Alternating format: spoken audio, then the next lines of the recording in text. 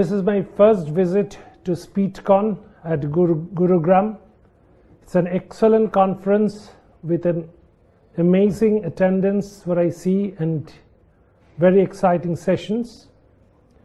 My session this evening would be on approach to rickets.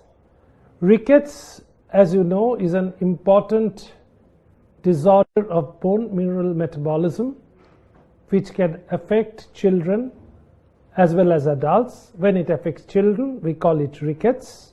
When it affects adults, we call the disease osteomalacia.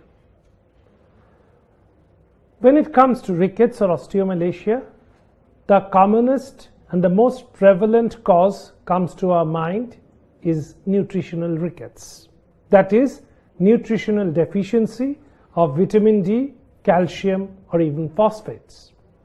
But though nutritional rickets is probably the commonest cause of rickets worldwide and also in India, nutritional rickets or nutritional calcipenic rickets are not the only cause of rickets.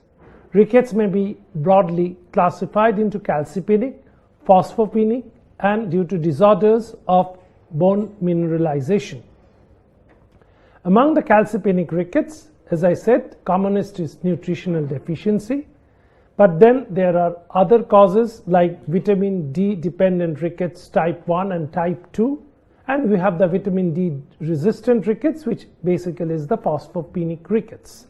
So when we encounter rickets in our clinical practice, there should be a staged protocol to find out the ultimate cause of rickets, because as you find out the root cause of rickets, you can treat appropriately and in many cases correct or completely cure the rickets.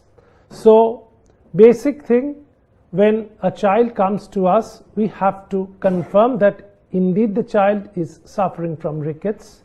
Once that is confirmed by way of clinical findings and radiological investigations supported by certain biochemical tests, then we have to decide what is the probable cause among the broad causes that I have said, whether it's a calcipenic rickets or phosphopenic rickets or rickets due to mineralization defect.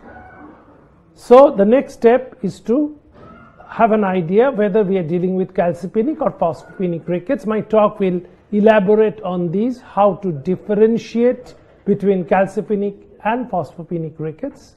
Once we have decided that this rickets is due to calcium deficiency and this ricket is due to phosphate deficiency, now we have to find the cause of that calcipenic rickets or phosphopenic rickets. Many of the causes of this calcipenic or phosphopenic rickets are genetic and hereditary, of which we can do very little, only for appropriate supplementation. But then, so far as phosphopenic rickets is concerned, one of the important acquired causes of phosphaturia, phosphate loss, is tumor-induced osteomalacia. That is, some mesenchymal tumors anywhere in the body. These tumors may be small, indolent, slow-growing, but may cause FGF23 dependent phosphaturia, leading to hypophosphatemic rickets. Now, finding out such a tumor is often a great challenge to the endocrinologists. So we should have the protocols to try and find out the cause of tumor-induced osteomalacia, if that be our clinical diagnosis. And finally, as we find out or pinpoint the cause, treatment of the cause, if it is possible, like removal of the mesenchymal tumor, forms the definitive treatment of rickets. Or if it is due to simple nutritional deficiency of calcium, vitamin D, adequate vitamin D and calcium supplementation with a good diet is all that is needed to absolutely cure the rickets and prevent its recurrence. So rickets or osteomalacia is a not very common endocrine disorder, but not also a very rare entity encountered in endocrine practice.